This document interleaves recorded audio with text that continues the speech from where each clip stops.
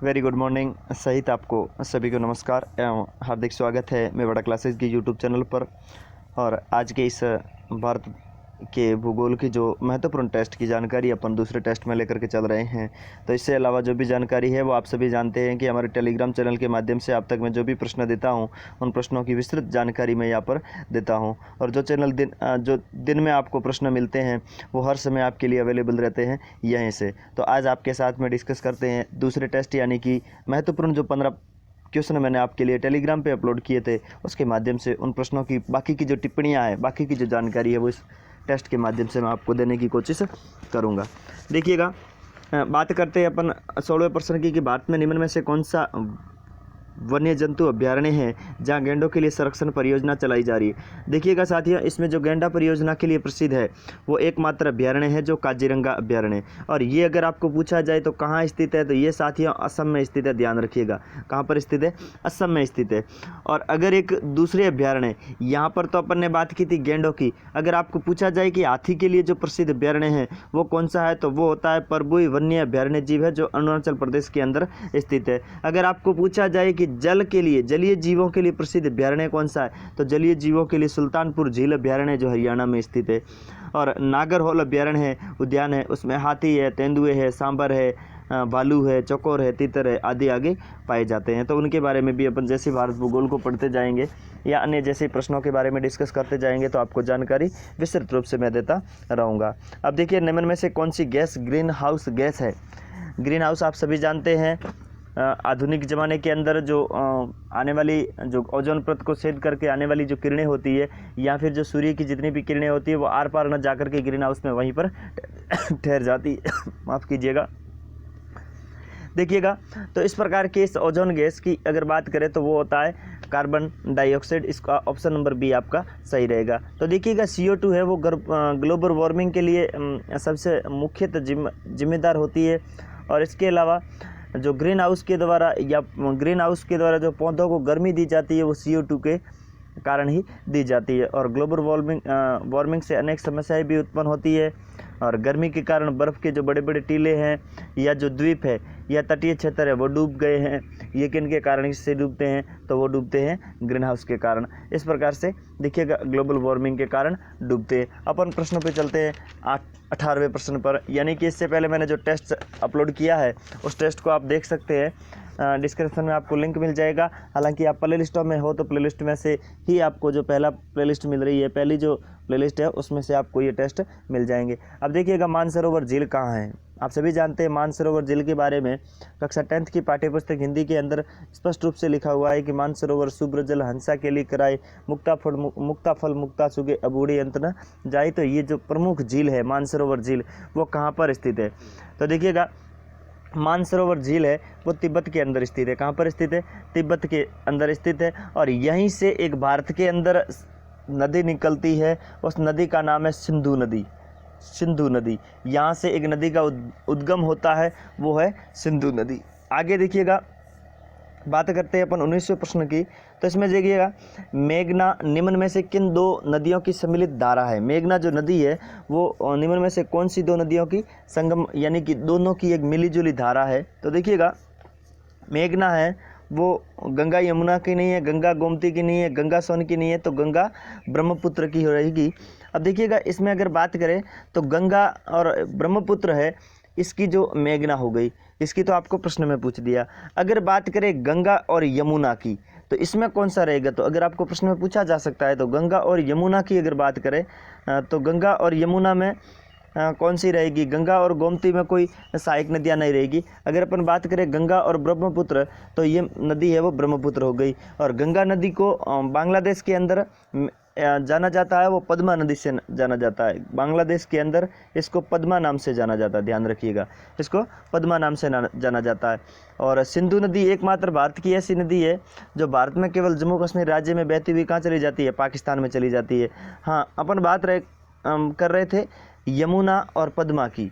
यहाँ पर यमुना और गंगा है, यहाँ पर अगर पद्मा को ले लिया जाए, यहाँ पर अगर पद्मा को ले लिया जाए, क्योंकि पद्मा गंगा को बांग्लादेश के अंदर पद्मा के नाम से जाना जाता है, और यमुना जहाँ से निकलती है, जैसे इस प्रकार से यहाँ से यमुना निकली और इस प्रकार से यहाँ से पद्मा निकली और ये दोनों नदियाँ यहाँ से सम्मिलित हुई, फिर इस प्रकार से एक छोटी सी इतनी चली, फिर ये जो दोनों नदियाँ हैं वो किस नाम से जानी जाती है, तो वो जानी जाती है मेघना नदी से। और ध्यान रखिएगा, मेघना की सहायक नदी है वो है बराक। मेघना की एक सहायक नदी है वो है बराक। कौन सी है? बराक। बराक है वो मेघना की सहायक नदी है। और बराक का उद्गम होता है मणिपुर की पहाड़ियों से। कहाँ होता है? मणिपुर से। मणिपुर की पहाड़ियों से इसका उद्गम होता है। और सिंधु नदी के उद्गम से आप सभी जानते हैं, मैंने अभी पिछले प्रश्न में बता दिया। इस प्रकार से है वो काफ़ी नदियों को आज अपन इस प्रश्न में डिस्कस कर गए। और देखिएगा अपन बात करते हैं 20वें प्रश्न की। कितनी यामोत्तर के साथ साथ अंतर्राष्ट्रीय दिनांक रेखा निर्धारित की जाती है? 90 डिग्री नहीं है, 15 डिग्री नहीं, 45 डिग्री नहीं है, और तो इसमें आएगा 180 डिग्री। देखिएगा थोड़ा सा मैं इस स्क्रॉल को ऊपर करना चाहूँगा। हाँ, अब देखिएगा अगर बात करें 180 डिग्री की, इस प्रकार की अपनी इस प्रकार की ये पृथ्वी, गोल पृथ्वी है। सपोज दैट यहाँ से जो रेखा है ये है वो अपनी कौन सी है? अंतर्राष्ट्रीय दिनांक रेखा के नाम से जाना जाता है। और ये कौन सी है? 180 डिग्री। ठीक है ना। अब देखिएगा 180 डिग्री यामोत्तर से अगर अपन यहाँ से देखिएगा इस प्रकार से है, इस प्रकार से ये यहाँ पर 180 डिग्री है। ठीक है ना। अब ये तो रहेगा, वो रहेगा पूर्व, और ये रहेगा पश्चिम। वो है वो 180 डिग्री नहीं थी, ये है वो 180 डिग्री वाली कौन सी है? जो इस प्रकार से सभी रेखाएं है वो पृथ्वी पर खींची हुई है। लेकिन अगर बात करें तो मैं इसको थोड़ा सा डिजाइनिंग में अलग से करना चाहूँगा। हाँ देखिएगा, ये जो अपनी रेखा रहेगी, ये जो अपनी रेखा है इसे कहते हैं 180 डिग्री अंतर्राष्ट्रीय दिनांक रेखा। अगर इससे अपन पूर्व की तरफ चलेंगे तो समय है वो थोड़ा क्या हो जाता है? समय में है वो कमी हो जाती है। और अगर मतलब कहने का मतलब है यामोत्तर पूर्व में समय है वो जोड़ा जाता है। यहाँ से अगर जाते हैं तो समय को जोड़ा जाता है, और इधर अगर आते हैं तो समय में माइनस किया जाता है। अब देखिए सपोज दैट आप इधर बैठे हैं और आज की तारीख को ही लेते हैं कि आज अगर सपोज दैट मानिए 1 तारीख है, तो अगर आप 1 तारीख के बाद यहाँ अगर जाओगे, पूर्व की तरफ जाओगे, तो आपको 1 दिन जोड़ना पड़ेगा, तो ऑटोमेटिकली कितनी तारीख हो जाएगी? 2 तारीख। अगर यहाँ पर आप 3 तारीख को सपोज दैट बैठे हैं और अगर आप पश्चिम की तरफ आते हैं तो कौन सी डेट पाओगे? 2 तारीख पाओगे। इस प्रकार का है वो ये विभाजन आपको मिलता है। और नाविक को भी आप सभी जानते हैं, नाविक अगर इस प्रकार से ये है और इससे पूर्व में ये आपका पूर्व हो गया, ये पश्चिम हो गया। नाविक अगर एक ही दिन में इधर आ जाता है, सपोज दैट मानिए पूर्व में आने के कारण एक थोड़ी सी, हाँ, अगर वो पूर्व में आ जाता है तो एक दिन है वो उसकी क्या हो जाती है? बचत हो जाती है। और सपोज दैट वो पश्चिम में चला जाता है, पूर्व से पश्चिम में आ जाता है, तो उसके एक दिन का क्या हो जाता है? घाटा हो जाता है। तो इस प्रकार से वो ये हो सकता है। अब अगले प्रश्न में देखिएगा, बहुत ही ज़्यादा डिस्कस हो चुके हैं क्योंकि अपने पास में 30 महत्वपूर्ण प्रश्नों के साथ मिलते हैं। तारापुर, देखिएगा निम्न में से किस स्थान पर परमाणु शक्ति स्टेशन है? तो देखिएगा परमाणु शक्ति स्टेशन मैंने आपको आंसर में पहले ही बता दिया, तारापुर रहेगा। अब देखिएगा तारापुर है वो किस प्रकार का है? तो ये है वो नाभिकीय शक्ति स्टेशन है, नाभिकीय शक्ति स्टेशन है। अब देखिएगा भारत का है वो तारापुर है वो प्रथम है, ध्यान रखना भारत का ये क्या है? प्रथम है। और अगर बात करें एक और स्टेशन मिलता है जिसका नाम है कोबरा। ये जो कोबरा है वो एल्यूमिनियम संयंत्र केंद्र है, ध्यान रखिएगा। और नावेली है, नवेली, ये नेवेली, तो ये नेवेली है वो है तापीय विद्युत ग्रह। ठीक है ना, विद्युत ग्रह। इस प्रकार से है वो अपन ने आज इसमें 3 विद्युत ग्रहों को यानी कि 3 स्टेशनों को डिस्कस में लिया। अब देखिएगा प्रश्न नंबर 22 पे चलते हैं। बार बार बाढ़ आने का मुख्य कारण क्या है? बार बार है वो बाढ़ आने का मुख्य कारण क्या है? तो बार बार बाढ़ आने का मुख्य कारण है मृदा अपरदन है वो क्या हो चुकी है? मृदा अपरदन के कारण वनों का क्या हो चुका है? उन्मूलन हो चुका है। और नदी तल का जो गाद है वो भी इसका मुख्य कारण रहता है। तो देखिएगा इसमें तीनों ऑप्शन राइट रहेंगे। मृदा अपरदन का भी कारण है, वनों का उन्मूलन भी हो चुका है, और नदी तल की गाद भी, नदी का है वो गाद है वो क्या हो चुका है, अधिक हो चुका है। तो इसमें है वो ऑप्शन नंबर अपना क्या रहेगा, ये है वो सही रहेगा, ध्यान रखिएगा। तो अब देखिएगा वन की मतलब अगर कमी है, वन की कमी से मृदा अपरदन अधिक हो जाता है, और उसके कारण है वो बाढ़ है वो अधिक आते हैं। और इसका कारण हाल ही में जानिएगा यूपी के अंदर, कौन सा यूपी, पूर्वी यूपी यानी कि पूर्वी उत्तर प्रदेश के अंदर, पूर्वी उत्तर प्रदेश के अंदर, बिहार के अंदर, और सभी के सभी जितने भी पूर्वोत्तर राज्य हैं, जो पूर्वोत्तर राज्य हैं उनके अंदर जान माल की सर्वाधिक हानि होती है। इस प्रकार से है वो इसमें है वो जानकारी अपन है वो करंट अफेयर से ले सकते हैं। अब देखिएगा तारपीन का तेल कहाँ से मिलता है, तारपीन का तेल कहाँ से मिलता है, ऑप्शन नंबर बी इसका सही आंसर रहेगा, चीड़ का पेड़। जो चीड़ का पेड़ है वहाँ से तारपीन के पेड़ है वो प्राप्त होते हैं, यानी कि तेल है वो प्राप्त होते हैं। और अगर बात करें तो इसके सिनाकोना की जो साल होती है, इसके सिनाकोना की जो साल होती है उससे है वो मलेरिया की दवा बनाई जाती है। और यूकेलिप्टस है वो पेड़ की सर्वाधिक, अगर बात करें अपन पर्यावरण की नज़र से तो यूकेलिप्टस, ये ध्यान रखिएगा कहीं भी प्रश्न आपको पूछा जा सकता है, यूकेलिप्टस, ठीक है ना, यूकेलिप्टस ये है वो पर्यावरण की जो नज़र है, ये है वो पर्यावरण की नज़र से सर्वाधिक घातक माना जाता है। और आप सभी जानते हैं, एक और प्रश्न अगर आपको पूछा जाए कि काजू की खेती है वो कहाँ की जाती है, काजू की सबसे अधिक खेती कहाँ की जाती है, तो काजू से केरल, इसका भी क और इसका भी क। और एक अगले प्रश्न की तरफ चलते हैं। मैंने ये बताया है क्योंकि यूकेलिप्टस है, यूकेलिप्टस पेड़ ये जो है इससे है वो क्या बनाया जाता है, ये है वो पर्यावरण के लिए तो क्या माना जाता है, घातक माना जाता है। और सिनाकोना का पेड़, इससे है वो मलेरिया की दवा बनाई जाती है, किसकी दवा बनाई जाती है, मलेरिया की दवा बनाई जाती है। और चीड़ के पेड़ से है वो, आप प्रश्न में है वो मैंने आपको पहले से ही बता दिया कि प्रश्न के अंदर बताया है कि तारपीन का तेल किससे मिलता है, इस पेड़ से। और काजू की खेती है वो कहाँ होती है, केरल के अंदर होती है। इस प्रकार से है वो ये प्रश्न महत्वपूर्ण रहेंगे। 24वें में देखिएगा एशिया और यूरोप को पृथक करने वाली पर्वतमाला कौन सी है, तो एशिया और इन दोनों को पृथक करने वाली पर्वतमाला कौन सी रहेगी, तो ये रहेगी यूराल पर्वत। यूराल पर्वत जो मैंने जब शायद भूगोल पढ़ा रहा था उसके अंतर्गत मैंने छोटी सी जानकारी दी थी कि यूराल पर्वत क्या होते हैं। तो ये यूराल पर्वत है वो इस प्रकार से पर्वत श्रेणियाँ होती है, इससे इधर वाले और इससे इधर वाले, ये इससे आधा इधर चला गया आधा इधर चला गया। जैसे एक सपोज दैट मानिएगा इस प्रकार की पर्वत श्रृंखला थी, ये मान लीजिए क्या था, एक पर्वत श्रृंखला थी। और मॉडर्न ज़माने के आने के बाद में या फिर आधुनिक जो ज़माना आया उसके बाद इस प्रकार से यहाँ से विभाजन हो गया, यहाँ से ये विभाजन, तो आधा यहाँ पे चला गया और आधा यहाँ पर चला गया। और चले जाने के कारण में बीच में यहाँ पर क्या आ गया, ये पानी आ गया। अब अगर आज के ज़माने में ये अगर मिला दिए जाए तो मिल सकते हैं। तो इस प्रकार का यूराल पर्वत है वो पाया जाता है जो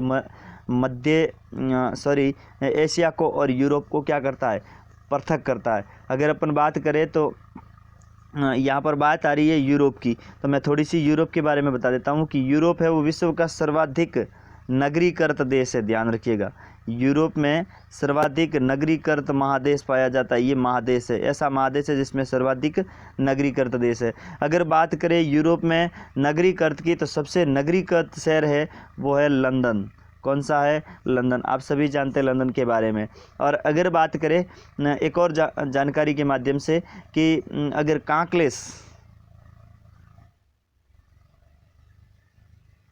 काकेस ये जो पर्वत है, ये पर्वत है वो एशिया को यूरोप से भी अलग करता है। ध्यान रखिएगा एक और पर्वतमाला है जो इसको है वो किससे अलग करता है, इस एशिया को यूरोप से। दो पर्वतमाला है, एक तो यूराल है और एक ये है।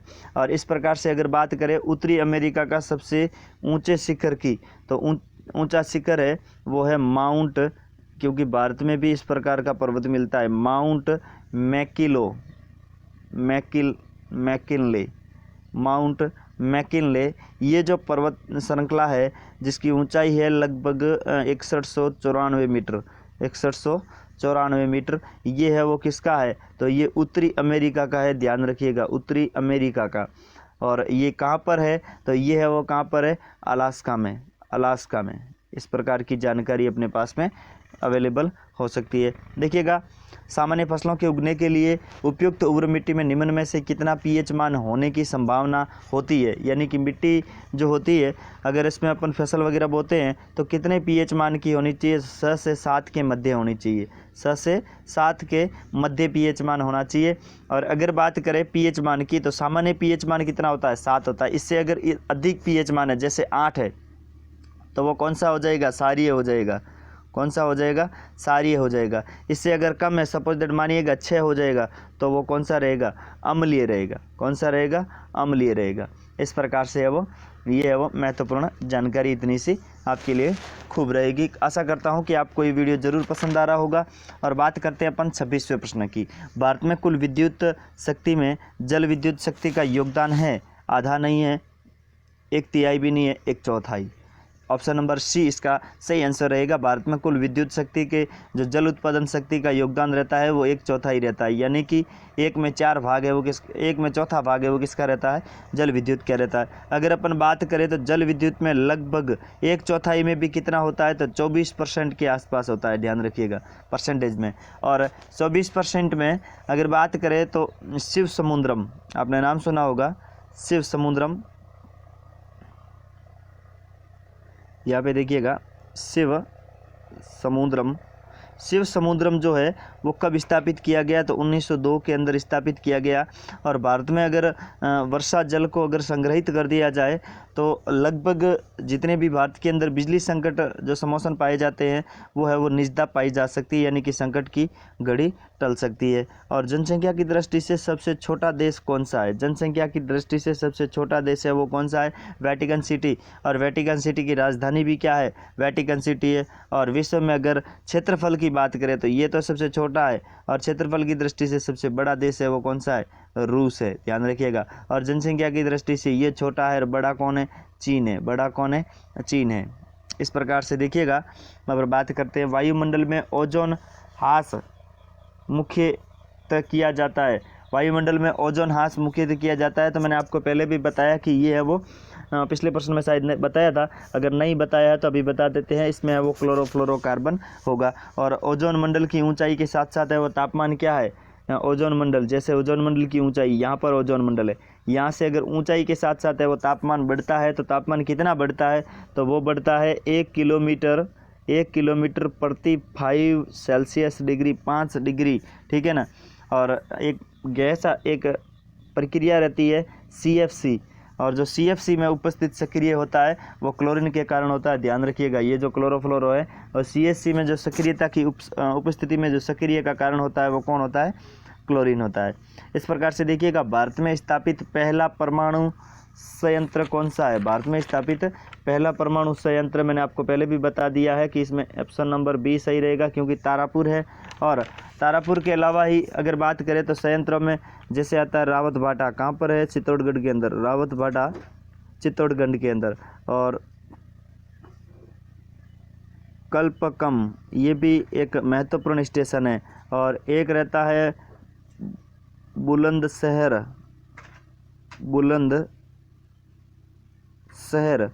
और एक रहता है सूरत,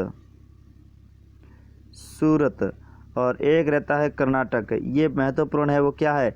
परमाणु विद्युत गृह है के रूप में आज भी संचालित है। अगर बात करें नरोरा की,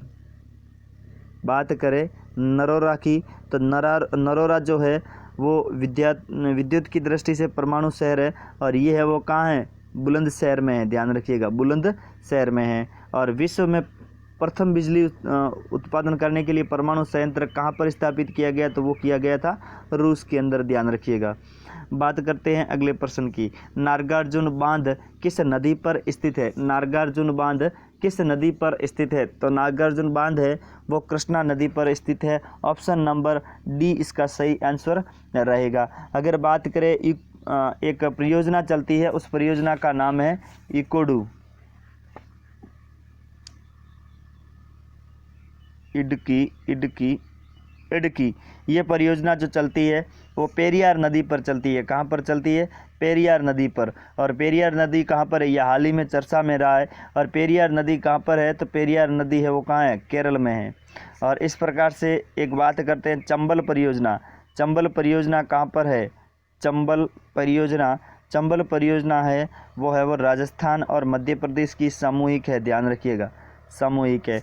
और बात करें तवा परियोजना, तवा परियोजना, तो तवा परियोजना है वो तवा नदी पर है। किस नदी पर है? तवा नदी पर। और तवा नदी कहाँ पर है? तो एमपी में, एमपी माने मध्य प्रदेश।